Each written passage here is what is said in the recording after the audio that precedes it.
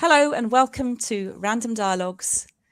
On May the 11th, I'm joined by 6 speakers, there's 6 of us, each sharing something we feel passionate about, would like to talk about, would like to share, up to 6 minutes each. This is live stream, so if you are watching, hello, please do chat with us and engage. We'd love to hear from you. And if you're watching and record, hello as well, and please do chat with us still, we will get back to you. I'm going to ask the speakers to unmute, and we're going to go around and to introduce the title of our talk this evening. So I'm going to come over to Nick. Please, can you introduce yours? Well, my talk is Ego to Eco, a joyous and enriching journey, or how can we get out of this mess without and enjoy the process and not feel we're losing everything. Thank you. Jen. Hello, I'm Jen. I'm a writer, and my talk is about feminism with a nod to how that is impacted in my storytelling. Why Thank it matters. you. Wyndham. Hi everybody, my name is Wyndham. I am the Blueprint Coach, and my talk today is about the 6 essential elements for a more fulfilling life. Pete. Hi, my name is Peter. I'm a beekeeper, and I'm going to be talking about the Ashley-Pitt Guide to Pollinator-Friendly Planting. So you've got a kind of few minutes to work out who, if you know Ashley-Pitt, who that is. I think you might know Ashley. Okay. Daksha. Hello, my name's Daksha. I'm a nutritionist.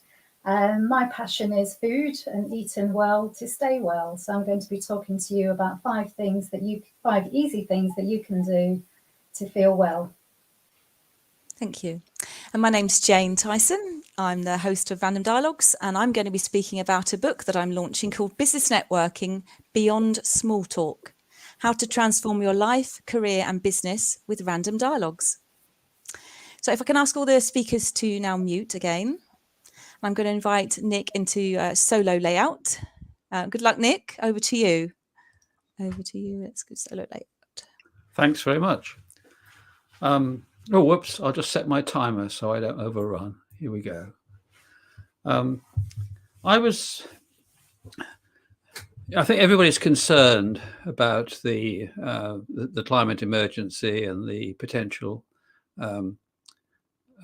for disaster that's happening, and people feeling really discouraged, and to make any change is going to involve sacrifice and losing everything that many people, or many things that people have held dear, and it feels like it's really daunting, and that individuals can't really do anything about it, and certainly can't do anything about it that they would actually find rewarding.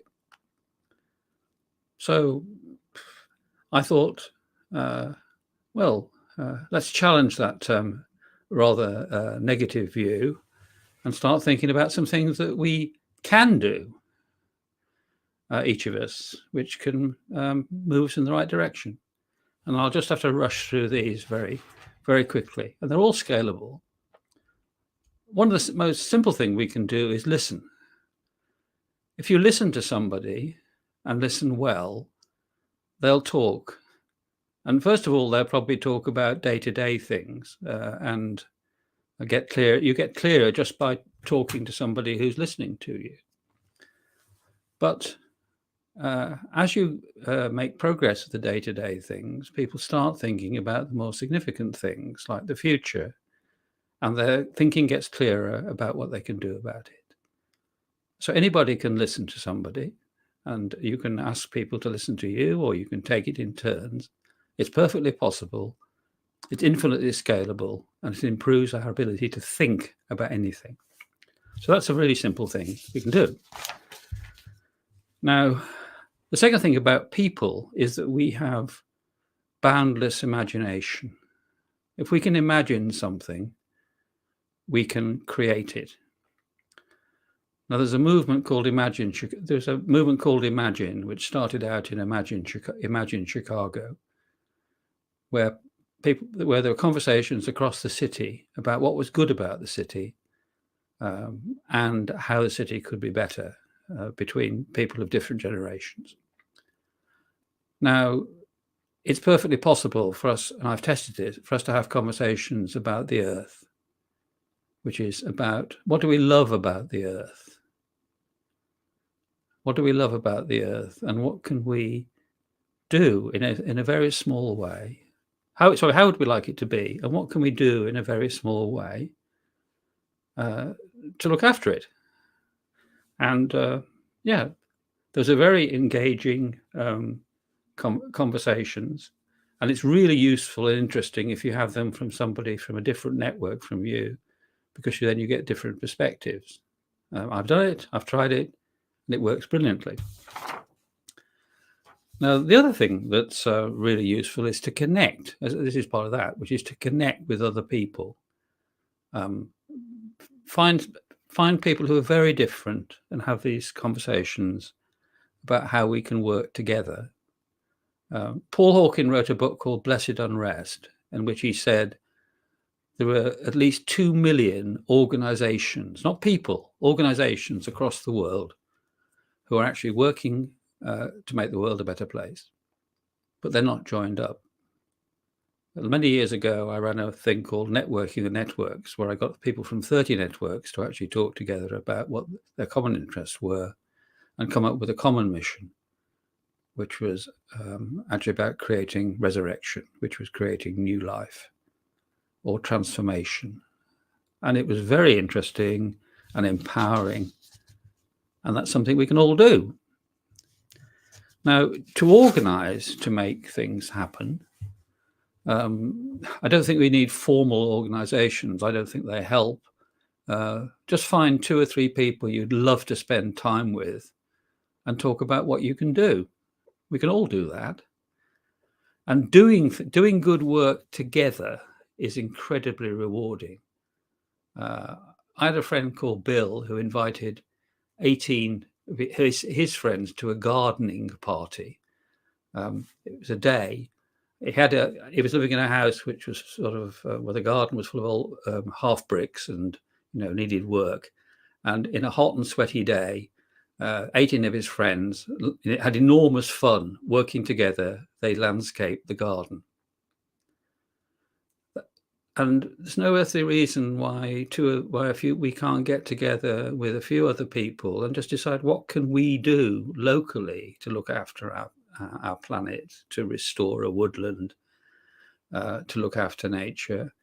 It's fun. There's nothing more fun than doing great work together, or at least very little. I haven't got to come. And the final thing is about happiness. When you ask people to tell stories about times when they were happy, or times when they've made somebody else happy, they never talk about the time when they picked up the Porsche. They talk about seeing the smile on a child's face, or seeing a sunset. Those things don't cost money. They don't take resources, and we can have more of them. And now I've run out of time, so I shall stop. I've stopped. That was exactly 6 minutes. I have a timer. Well, now I'm very happy about that.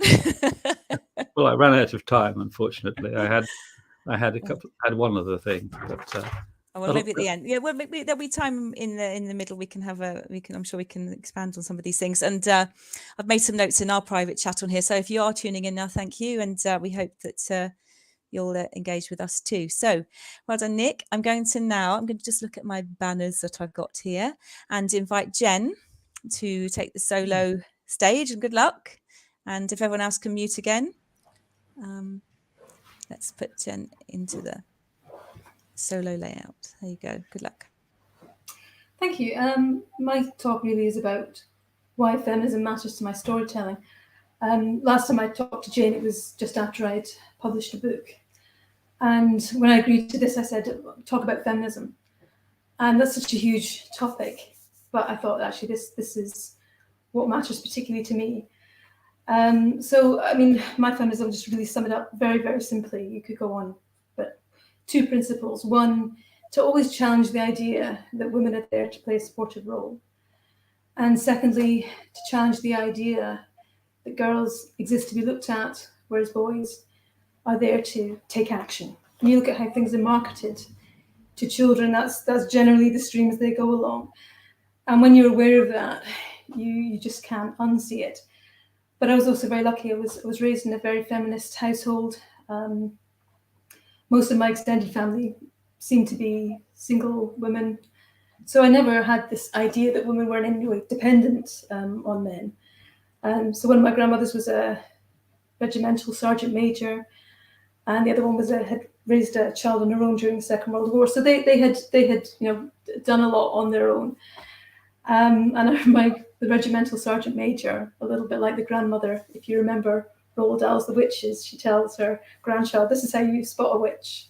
Like my grandmother would tell me, "This is how you spot a misogynist. This is sexism," which is fine, but unfortunately, what I was going to experience is vastly different to what somebody experiences when they're born in 1913. Because I'd always wanted to be a storyteller. And, in fairness, I had a lot of great role models. I mean, children's literature is just filled with great female characters. And then you grow up. And then suddenly they don't exist in the same way. Suddenly they fall into the pattern of they're to be looked at from a distance. They're not really fully fleshed out characters.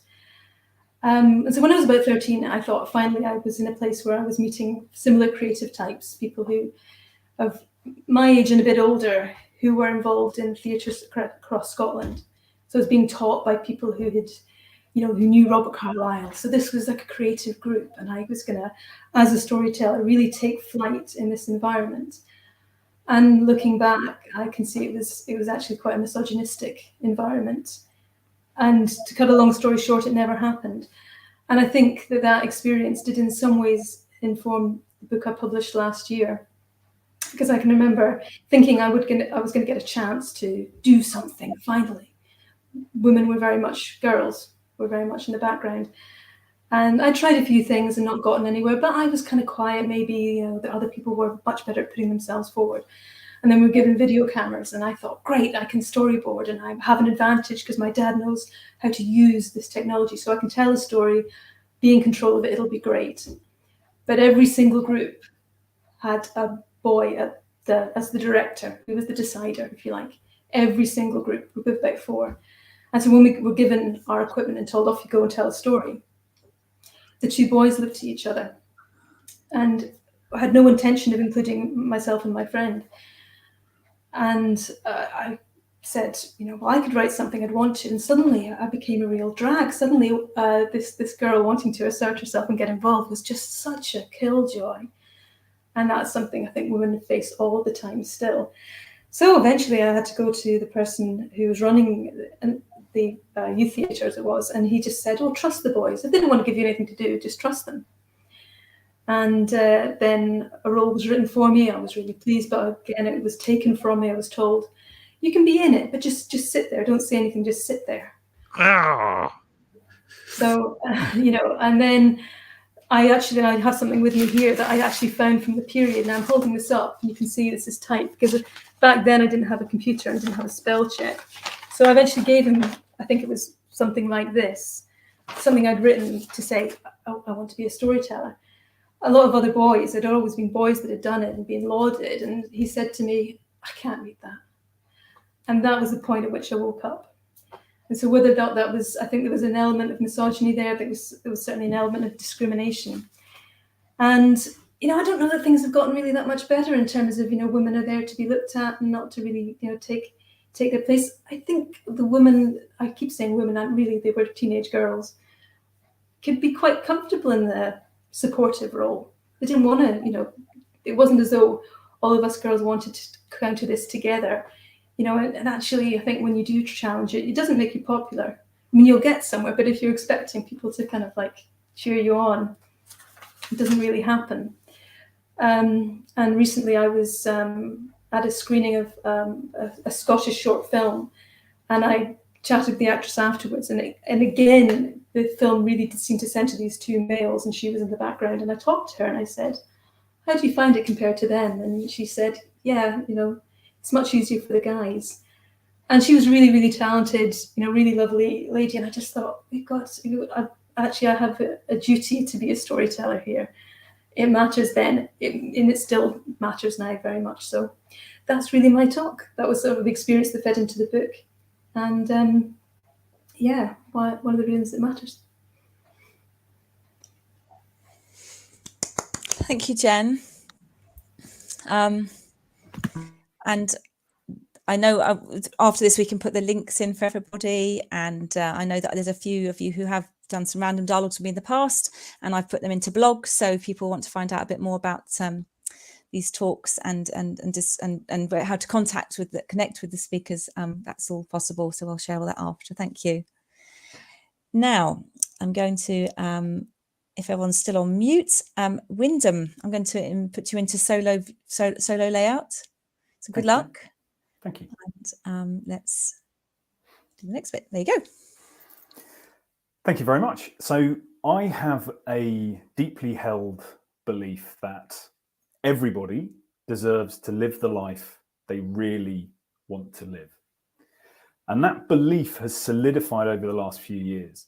But prior to that, I spent 20 years in a career I absolutely hated.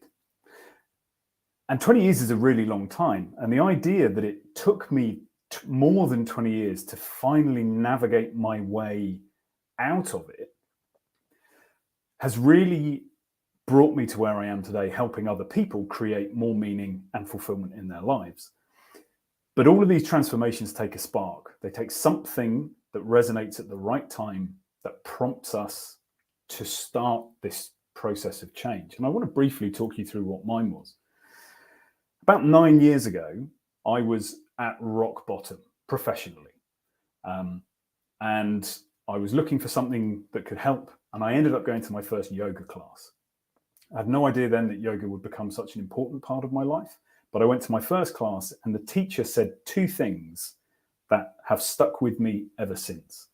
He said lots of other things, but these two things stuck with me. The first was, you are enough exactly as you are.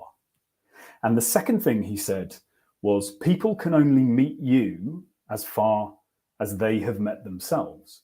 And in the moment that second one landed, I realized the reverse was true also, that I can only meet other people as far as I have met myself. And those two things combined had me reflecting on how I spoke to myself. I spoke to myself in ways that I wouldn't dream of speaking to anybody else. I would have no friends. And so essentially it came down to the first of the 6 essential elements, compassion. I was so judgmental of myself that I didn't think I was worthy of anything different.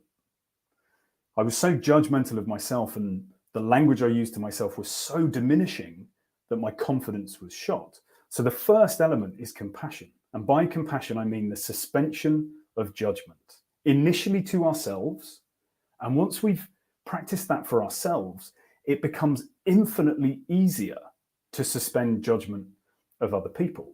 And because we are humans and we are naturally curious, if we can practice compassion, it naturally builds to curiosity, which is the second of the 6 essential elements. You see, when we're judging other people, we stop thinking. If somebody fits a pre-thought pattern in our heads, we don't have to think about them anymore. We just put them on a shelf and move on. If we can suspend our judgment through compassion, we get to curiosity. And curiosity is the driver of bridges, the builder of bridges, both to ourself, our deepest, most heartfelt self. And once we've connected with who that person is and understood what that person really wants, then it is so much easier to connect to other people. So those 3, compassion, curiosity, and connection, really form the bedrock.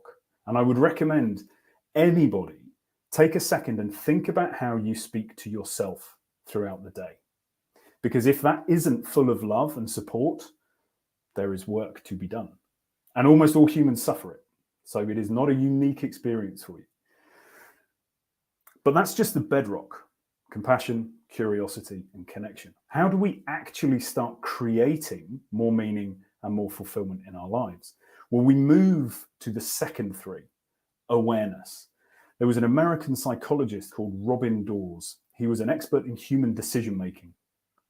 And he said of human beings that we are the primate whose cognitive function shuts down in the absence of stories. Essentially, what he's saying is our brains are hardwired to fill in the gaps. So if you see somebody walking down the street, the other side, you think you recognize them, you say hello, you get nothing back. Well, our brains are hardwired to fill in the gaps. All we know is they didn't say anything back, but our brain will center ourselves and will tell us that the problem is us. Well, maybe I've done something wrong. And then when we've exhausted ourselves, we project out and go, well, maybe they've done something wrong. I always thought they were a bit off with me. Awareness is bringing our attention to the stories we are telling that fill in the gaps and pushing them aside, focusing wholeheartedly on what is, what has happened, not the story we have told ourselves about what's happened. Because we can't address things we're not aware of. And if everything that is happening is layered and laced and bogged down with all the stories we tell ourselves, we're not dealing with the right things. So awareness is number 4. Awareness then brings us into number 5, which is acceptance. And acceptance is often misconstrued as resignation. But as the wonderful Michael J. Fox has said, acceptance is not resignation. It is knowing things are as they are, and there has to be another way. If we resist what is, we get bogged down in frustration, regret, inaction. If we can accept what is for what it is, then we can move into the 6th and arguably most important, but none of them work without the other 5, intentional action. Can we build a plan and execute that plan that moves us from where we are into a space of more meaning and more fulfillment? So those are the 6 elements. Fast run through them. Compassion, curiosity and connection, awareness, acceptance, and finally, intentional action. I will leave you with that. I wish you a peaceful and joyful few days. Thank you. Thank you very much. We can all unmute for a moment, actually, because we've had our first wonderful 3 speakers. So if anyone wants to ask any questions or comments, and if any of our listeners or viewers want to engage, please do, before we move on to our next section. Anyone like to say anything? I just thought it was really interesting that in both Nick's and Jen's and mine, there are similar themes. There's connection, awareness, action. All these things they're just truisms of all of us as human beings in all situations. I just thought it was very interesting. Mm. Yes, storytelling is quite a theme in all 3. Yeah. So yes, it reinforces. I was thinking, because I hadn't necessarily thought about going with the storytelling angle, and I thought, no, that's what matters. Like just today. So I'm very glad it did. Yeah, I loved your 2 talks. Mm. It also matters the direction of the stories. Like if we tell you tend to, in appreciative inquiry, you get what you inquire into. So if you ask stories about misery, you get misery. If you ask stories about what's good and what's working, what gives life, then you get more of it. Mm. This whole idea of sharing happy stories makes you happy. But when I heard yours, Jen, I was outraged that you, the poisonous nature of the sexism that you expressed. I mean, you and your other women don't deserve any of that. Yes, it was one of those heartbreaking experiences that you have when you're that age that is very cruel but very necessary. Well, is your heart permanently broken, or is it now restored? I think, to be honest, I was sort of a little bit eager to please, and afterwards I was a bit more arms foldy. I became a cynic, I think that it made me a cynic, I'm afraid. But so much in life does do that to you. But, you know, you don't, I'd say that I have reversed a lot of that in the last few years. Can I ask one more, which is, what demand would you like to make from men? How do we need to change to make life less? Just full stop. How do we need to change? I mean, like to take the films of Bill Forsyth, where you have these lovely films, but the roles for women are terrible. You know, I don't want to say those films don't exist. I just want to be able to point it out, and for us to have for it to be a reasonable thing to say without. It seems to me we're living in an age where you're either cancelling or something. You can't just say, by the way, or just be reasonable about it. I mean, I think that, you know, guys perhaps need to understand that often when they write women, they write an ideal. I think women write men as ideals as well, but women especially. You know, you're not writing real women. You're writing an ideal, and that's sometimes okay, but you know, but it can get too much. I like to think that what happened to me is a kind of sexism that wouldn't happen now. But the other thing is, I mean, those guys, they worked with teenage boys, and they did great things for their confidence. They gave them all kinds of things, and allowed some of them to go on to acting careers, and you know, I'm sure changed lives. Just never the women, and it's, you know, would I say that no one got helped or just the boys? I don't, you know, these are difficult things. I'm not absolutist, but. Thank you, Jane. Right, so I'm going to move on to talking about bees now. And Pete, the screen's gone blank. I don't know why your screen's gone blank. Are you having trouble with your tech? Yeah, I think so. You'll soon find out. Oh, well, let's give it a go. I'll just 2 secs. Let me just put up the right banner, because I'm just going to hide the one floating across the bottom, Peter, and I'm going to put you into solo layout. And if we all mute for a moment, and over to you, Peter.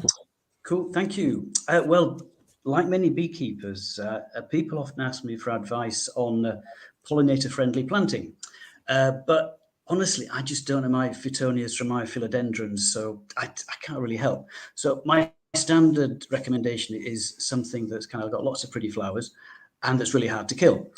And you can't do much better than borage. I have a real weakness for borage. It makes exceptional honey. It truly does. You can get some borage honey. It's the best there is. It's very hard to get rid of. And obviously you can take it in pims as well. Interestingly, borage as well, it can refill itself with nectar during the day, which not many other plants can. And I just think there could be, if we had more borage around, life would be much better. Anyway, last year I was driving down the M3 and I noticed that on the ground, adjacent to the hard shoulder, there was lots of apples or apple trees. And I looked more closely. I parked carefully on those ramp things, you know, you see the police hanging around on. And there were different types of apples. And I was wondering, is there like a Johnny Appleseed at work in highways England? You know, or is this just part of smart motorways?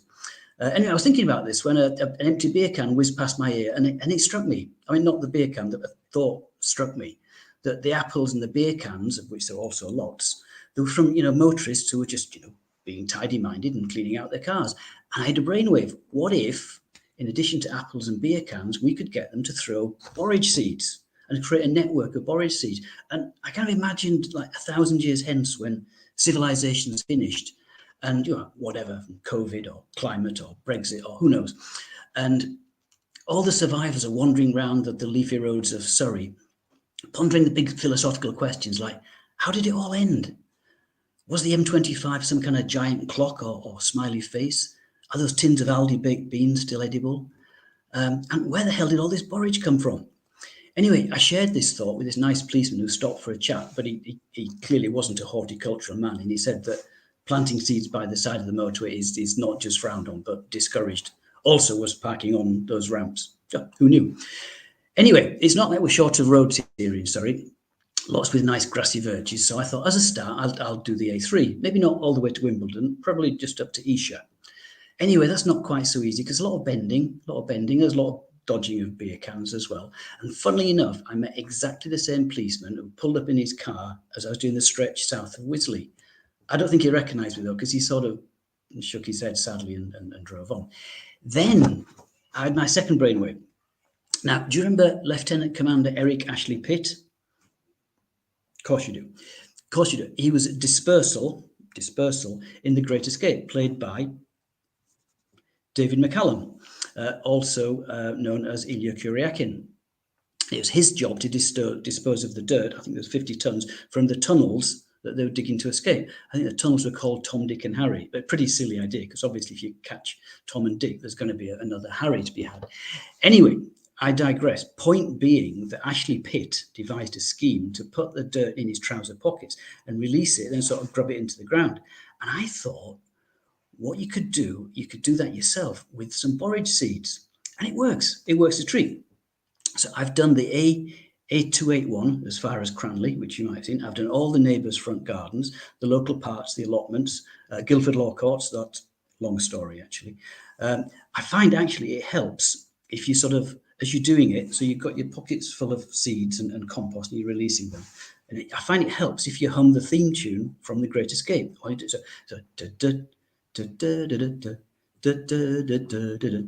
really sort of, helps you sort of mix in the seeds and everything.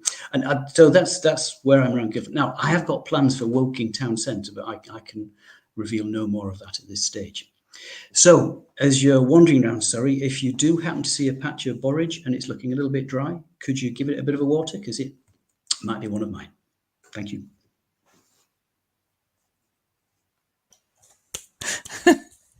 Brilliant. Thank you, Peter. Okay, going on to my banners. Daksha, now we had a bit of tech trouble earlier, so hopefully this is going to work, Daksha. If it doesn't, no worries, we'll do a one-to-one live another time, but over to you, Daksha, and hopefully it's all going to work, and I'll mute again. And I'll...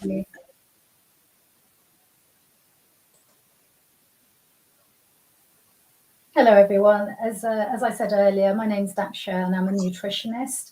And I wanted to talk to you today about 5 things that you can do to 5 very easy things that you can do to lead a healthy life. So the first thing I wanted to talk about was protein. We all need to have at least a gram of protein per kilo of body weight. So if you weigh 53 kilos of body weight, you need to be eating at least 53 grams of protein per day. Now, the amount of protein that you eat will vary depending on your age. So, for example, younger people need to eat more protein. If you're perimenopausal, if you exercise a lot. But it's really important to make sure that you eat enough protein, because we need protein for so many functions. One of the key things that it does is it keeps us full for longer, and it helps with our blood sugar balance, which means that we're snacking less and putting less weight on. One of the things that you can do to easily add protein into your breakfast, or if you've got breakfast on the go, is to use a protein powder. You've seen them now. There's lots in health food shops. You can really boost your protein intake by adding a scoop of protein powder to your smoothie, to your muesli, or also adding lots of nuts and seeds will also boost your protein. The second really important thing to make sure you add into your diet is fat. I'm talking about healthy fats. When I talk about healthy fats, just to give you some examples, I mean things like extra virgin olive oil, avocados, olives, coconut oil, but use it sparingly, coconut flesh, nuts and seeds. And then in terms of fish, we talk about SMASH, which stands for sardines, mackerels, anchovies, salmon and herring. And that's because they're smaller fish, so they're likely to have less mercury in them. It's really important to make sure we have enough fat, because it helps to keep us full for longer. We need some fat for insulation, helps keep us warm, and also to absorb and to store vitamins, so especially things like vitamin D, which is especially important since we don't get a lot of sun in this country. The next thing I wanted to talk to you about was to eat plenty of vegetables, and we talk about eating the rainbow. And by that I mean you get different vitamins and minerals from different fruits and vegetables. So for example, from cherries and strawberries, we get a high amount of antioxidants, which are really good for boosting our immune system. Now, from a nutritionist perspective, I would advise aiming towards having 8 vegetables a day and 2 fruits. But let's start with 5. Some easy ways to get vegetables into your diet might be to steam some cauliflower, put it through a food processor and have that as cauliflower rice. What I tend to do quite a lot is to get some spinach, prepare that and put it into ice cubes, and then to whatever I'm cooking, I might add some spinach cubes, or I might have some kale cubes or some chard. Another good thing to do is to make a tray bake. So lots of your favourite seasonal vegetables into the oven with some extra virgin olive oil, and then you can use those vegetables all week. Add them to your sandwiches, to salads, whiz them up into a soup or into a sauce. I've been really surprised with how little fruit and vegetables we eat in this country. And in fact, there's a study that shows that if we all ate 5 fruits and vegetables, it would increase the life expectancy of people in the UK to an additional 8 months. The next thing I wanted to talk to you about was water. To make sure you drink between 1.5 and 2 litres of water a day. You can flavour that with a slice of cucumber, some citrus, some strawberries. It's really important to keep hydrated, to flush out the toxins in our bodies, to improve our energy levels. I think we've all know how it feels when we don't drink water for a few hours. Most of us tend to finish up with a headache. So it's so important to make sure we keep hydrated through the day. I tend to have a bottle, which I know is 800 ml. So I make sure I drink about 3 of those a day. I know there's apps. I think there's a Water Llama app that buzzes, that keeps your water intake on track. Herbal teas are really good. So make sure you keep hydrated. And the final thing that I wanted to talk about is fermented foods. There's been a lot of media exposure now about the microbiome and having a healthy gut. And the reason why that is important is because your gut connects to your brain. So it affects how you feel. It affects your immunity, how healthy you are. In fact, it affects pretty much every bodily system. So there's good bacteria and there's bad bacteria. So when you eat fermented foods, that fills your gut with a healthy bacteria. So you can fight infections and viruses. Some examples of some healthy fermented foods are things like kefir, kombucha, sauerkraut, miso. And these are so readily available now in the supermarkets. They've really taken off. All I'd say is that when you're buying a kombucha from a supermarket, is just to check the sugar content. Because quite often sugar is used anyway as part of the fermenting process, because that's what the bacteria feeds on. But I think sugar is then also added to sweeten the taste. Because a good kombucha should actually taste a bit like apple cider vinegar. So if you're having some sauerkraut, you only need to have about a teaspoon a day. That's really going to help to keep you well and boost your good bacteria. So hopefully there's some tips and ideas there for things that you can do on a daily basis that you can introduce. If you have any questions, then I'd love to hear from you. Thank you. Thank you. And the sound was fine. I think it's slightly distorted, but it was fine. So well done. Okay, thanks. All great tips. So that leaves this event with myself. So I'm going to put myself, try and coordinate doing this myself, and put myself into solo layout, and I'm going to read off another screen. So hopefully it'll work out because I'll be somewhere else. So I'm going to put up the banner. Here we go. Okay, and I'm going to go into solo like this, and then go onto another screen. So alongside these random dialogues virtual group sessions, of which this is number 24, I also have 61 one-to-one YouTube videos.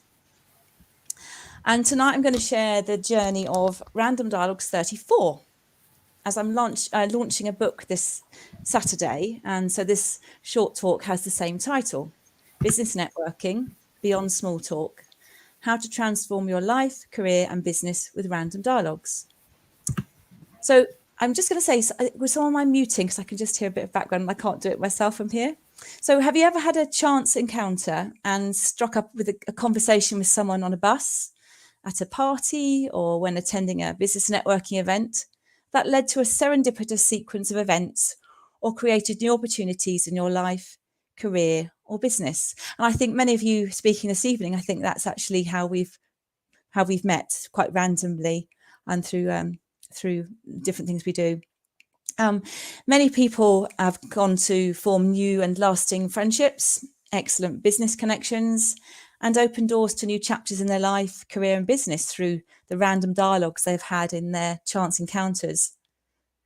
During COVID, online apps like Zoom, StreamYard and Remo saw huge growth as millions of people working from home were finding, joining and hosting random dialogues and attending virtual networking events online to connect with others around the globe. However, many individuals, entrepreneurs and business owners struggle with deciding which networking events to attend, how to start, join or host a conversation online, not knowing what to say to whom, and they lack confidence when attending events. Others struggle with generating the opportunities they want in their life, career or business, finding their voice, crafting a message and sharing their story, their elevator pitch and killer qualifying question, and how to follow up and connect after the event, call or conversation. In 2018, I had another random dialogue with someone called Marcus Kauke, and he led me to being introduced to a new Facebook group called It Stacks Up, which Fraser Hay had founded. I didn't know Fraser at the time. One day amongst his post, Fraser shared that he was flying down to London and would be there if anyone would like to meet. It was Friday the 13th of March 2020. COVID was fresh in the air.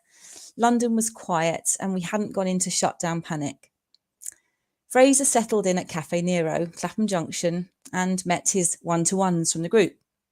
I arrived by train with a backpack on as I was on my way to Streatham to meet my mother-in-law, and I'd arranged to meet Fraser there. And I spotted him over by the sugar and spoon counter. He was wearing tweed. We often laugh, he was like a little country mouse on tour, and he was chatting to another man who was also dressed very formally in a suit. I grabbed a coffee and sat in the corner wearing my dungarees and waiting for my 2 p.m. slot to meet the marketing man from Aberdeen, keen to hear his story and share my ideas for random dialogues and explore possibilities to take it forward. I filmed our brief encounter on my phone, popped it onto YouTube and called it Random Dialogues 34. And I'll share the YouTube clip in here when I come back onto the main screen. But on that occasion, when I did the video, I forgot, something happened. I didn't press the record button. Oops. But, I still managed to create something. And we've enjoyed more random virtual conversations since and explored ways to collaborate. So being quite random myself, I appreciate the different strategies, techniques and tactics and ideas that Fraser shares. And it's assisted me in starting, joining and hosting random dialogues and conversations, and helped me to unlock my networking potential and create new opportunities in my life, career and business. And we've both been active networkers online and offline for many years. Fraser runs a Facebook group with about 2,000 members. And in addition to organising and running Business Buzz, networking events in Guildford, co-founding Birth and Wellfest, and curating community newsletters that prioritise sustainability and environmental preservation, I was recently, in the last week, elected as a local councillor after campaigning and engaging individuals and business owners in my local constituency using some of the tactics we've now shared in the book we've written, called Business Networking Beyond Small Talk, How to Transform Your Life, Career and Business with Random Dialogues. So for both of us, random dialogues are spontaneous, unpredictable and thought-provoking. They're conversations that can occur as unplanned at planned or offline business networking events, live online events, or local social events, and can often lead to new perspectives, connections and insights. And they bring people from different backgrounds and experiences together to explore ideas, challenge assumptions and share stories, just like we're doing this evening. So with random dialogues in my Facebook group and at business networking events, you never know what topics will arise, who you will meet or what you will learn, but you can be sure that it will be a unique and enriching experience. So let's continue these random dialogues from this evening and expand your minds, broaden your horizons and connect with others in unexpected ways. I'm going to be on BBC Surrey Radio this Saturday morning, and we'll be giving a big shout out to everyone who has spoken here this evening and engaged now or after the talk. And if you're tuning in now or after, thank you.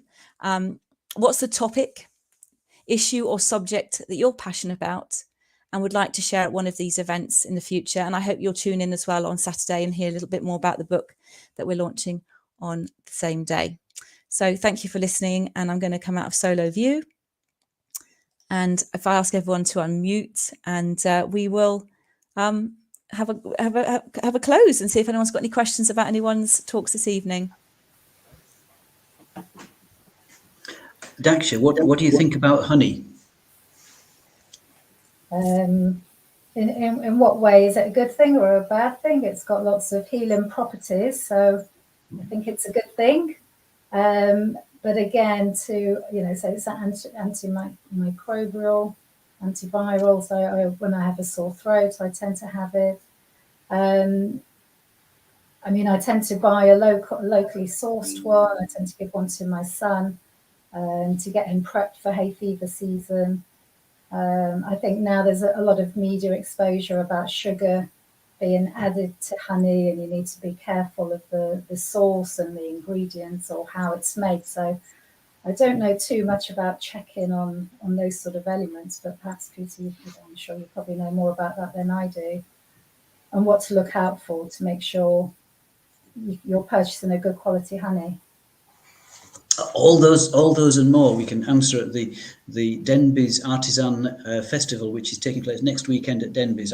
I'm going to do a honey sommelier course, everything you need to know about honey, but we're afraid to ask. 10:30 on Sunday if you're interested. Okay, yes, very much so. I'd only recently, I'm quite big on food and being quite healthy, and I've only really recently started understanding about the microbiome. And I think it's probably quite, obviously in the air for you, Daksha, but I think it's quite new for people. Have any of you heard of it before? Yeah. No, so.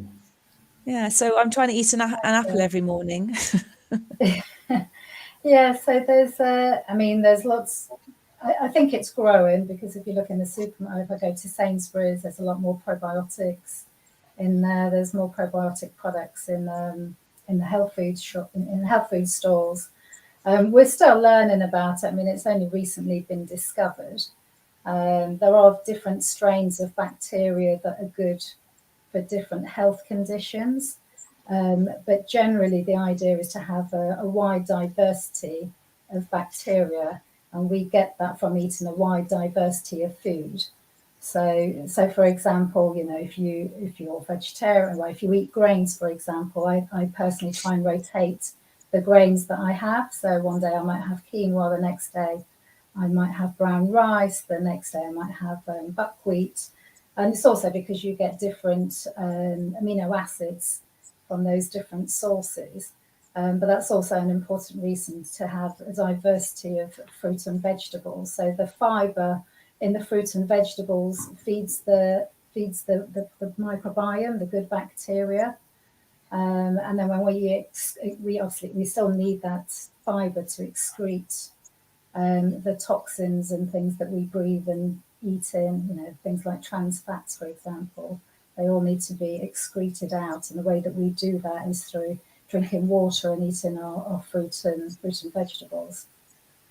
I'd just like to give a big shout out. We've got someone who's engaged with us online. We've got someone with a question, well, not questions, saying, I make my own kefir with goat's milk. It doesn't tell you the Facebook user is. Hey, thanks for joining us. Yay. I used to make my own kombucha, but it's quite tricky because you have to have exactly the right temperature. And in the summer, you know, the temperature fluctuating, you know, you can end up with lots of flies around your kombucha. So it's quite tricky. But, you know, kimchi or sauerkraut is really easy to do. Literally, you know, cutting up a cabbage. I use a wooden rolling pin to mash it up so the juices come out. Add some sea salt and then pop it into a jar and then let it do its job. But there's, you know, some great flavors now, nice kimchis with lots of spices in, and you only really need like a teaspoon. So, you know, I think some people think it's quite a strong flavor, but, you know, you can easily mix that into other vegetables or other dishes. Yeah, I've got two sort of worries about this. I mean, one is that the products that you're talking about are in general at the top of the price range, because you're talking about you have to get them from some specialist shops. So they're probably not very affordable for people, for the majority of people in this country. And clearly they need, you know, we need to think, well, what can we do to improve the quality of food that is available for people? And the second thing is that health. Andrew Marmot wrote a book, oh heavens, I can't remember its name now, but it was actually about the social determinants of health. That health isn't determined by, it's immensely determined by poverty. You know, there's something like a 15-year difference in expectation of life between a man who lives in Kensington and a man who lives in the Gorbals in Glasgow. 15 years on average. So we've got some really significant issues about how do we help people, you know, how do we improve that? And yeah, one thing I'd really love to see. Sorry, carry on. Sorry, I'm getting an echo. I think it's you echoing. Me echoing. Oh, so okay. I'll sit a bit closer. No, you aren't, but it just did. So I think that was what happened. Right. Sorry. Yeah, I'd love to see us doing some appreciative inquiry to discover what the healthiest and happiest people in the country actually do, and what makes them healthy and happy. Because presumably most people want to be healthy and happy. And if we knew, then maybe more people. Yeah. So yeah, sorry to interrupt, Nick. Yeah, there is quite a lot of research that has been done on we call the blue zone. Basically, it's a Mediterranean diet, which is predominantly fruit, vegetables, legumes, lentils, with just a little bit of meat. It's about being outdoors. It's about having community. They cook together, and there's a real community feel. So, you know, if you're married and your partner passes away, there's still a community that will always be there for you. And they also do that in Japan. So it's a combination, you know, it's not just diet, it's lifestyle as well, to always try and get some sort of movement in. It's definitely community. And I think, you know, post-COVID, that, you know, people are still recovering from that. Not having that touch, and there's a lot of anxiety. And, you know, at the end of the day, you can be eating the healthiest diet, but if you're stressed, you know, your body's going to focus on producing cortisol, and you're not going to absorb the vitamins and the minerals that you're eating. I mean, in terms of making a healthy diet accessible, you you know, things like community gardens are good. You know, if you've got a pot and you can grow anything yourself, that's, you know, that's useful.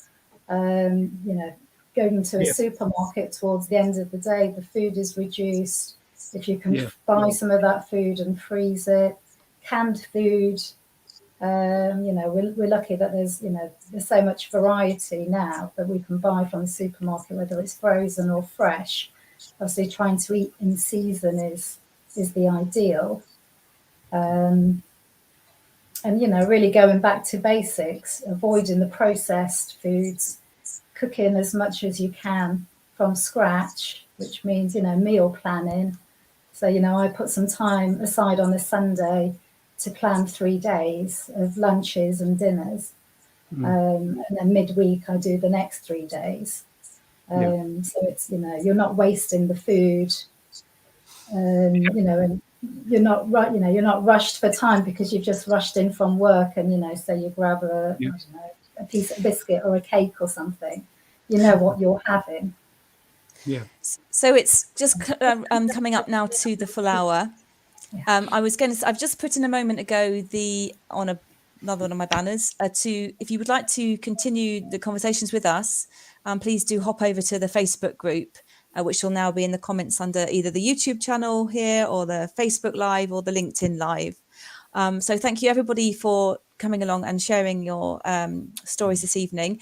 Just to finish, I wondered if everyone would just like to sort of share very, very briefly, maybe in 3 or 4 words, something that they'd like to take away from this evening, something that they would like to put into action, or something they'd like to change, or something they've become well aware of. You don't have to do this. I'll just go around. If you'd like to just say something, you can. Otherwise, please just say pass. Would anyone like to share something first of all? Just literally really quickly. I like the meat thing, Daksha. I'm reassured. I should eat more protein. Okay. And plant-based protein also. Okay. Anyone else? I think it reminded me. Go on, Jen. Remind us to be good to yourself. I'm echoing. I'm sorry. I don't know why I'm echoing, but yes. I think that can be reiterated. Be good to yourself and be brave as well in the conversations that you have, as Nick was saying. And you'll reap rewards from that. Fabulous. Yeah. Wyndham or Nick? I like the compassion, curiosity, connection thing. I think that's really nice. I particularly the idea of curiosity. I always think that if you met the most boring person in the world, you'd have to know about them because they'd be fascinating, wouldn't they? What had happened to make somebody so boring? Thank you. Yeah, I was sort of, I appreciate it was part of my talk, but I would echo that, and that on everybody's talks, there's just this fascinating depth of knowledge and interest, and as you say, Nick, even the most boring person in the world, they can't be, because it's like there's so much fascinating stuff behind it all that, for me, suspension of judgment is the bridge to it all, and trying to understand rather than allow that conditioned judgment to kick in. And I'm sorry, it is literally, I'm just going to say, so just one more comment here. Kefir costs very little if you try it yourself and has 40 times the amount of good bacteria than yogurt. So I'm going to leave it there because it is 8 o'clock and I'm going to end the live now. Please join us in the Facebook group. Continue to use the chat to connect with us, and I'll end the broadcast. But please, if you're in the studio now, stay here because it won't throw us out. So should we give a bit of a wave? Thank you, everybody, for watching. Thanks, bye. Bye. Thank you.